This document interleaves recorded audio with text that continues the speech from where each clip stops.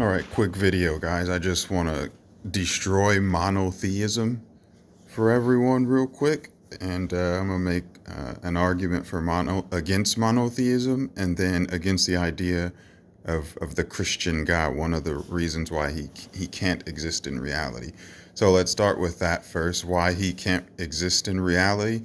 Because one thing we know about reality, a fundamental part of reality is that things change. In fact, everything actually goes through some sort of change, whether it's rocks, whether it's trees, whether it's human beings, everything. Just the number one example I would give is the butterfly and caterpillar. So everything goes through a change. Okay, so the thing that, if that doesn't destroy monotheism, I don't know what will. But since people say God doesn't change, you can just say then God isn't real. Or that God isn't real. So let's talk about polytheism and why that makes more sense than monotheism. The first argument, and this is the only one I need, is let's first start with I can agree with you that everything comes from something. I'll walk with you on that, and let's walk with you on that. But let's explore that actually. So everything comes from something. Cool. How do things come into existence? How do humans come into existence? How many beings are needed to create a human? Two. Can you count? Two. A man and a woman. But Christians say God is just one being and a man.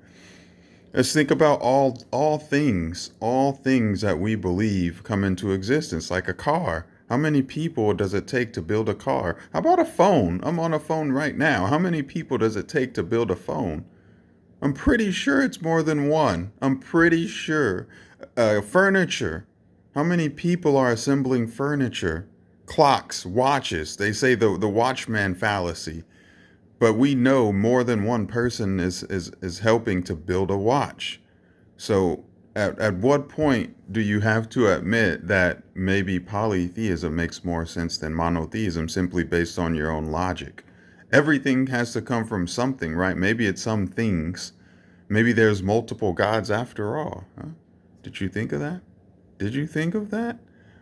Or are you just sitting there thinking about your own Christian logic? When polytheism, and this is my last argument, polytheism is older than monotheism by thousands of years.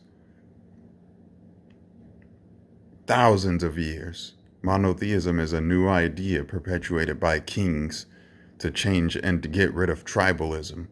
That's it. I mean, but yeah, look around, man. Think about it. Trees. Trees don't just grow. You need water, you need air, you need the sun. So that's already multiple ways, and you need good soil. So that's multiple things to create a tree. It's not just one thing to create anything. There is no one thing to create anything. This is just stuff that we're taught as Christians. That's the truth. We're taught this as Christians. But logically speaking, it's not true.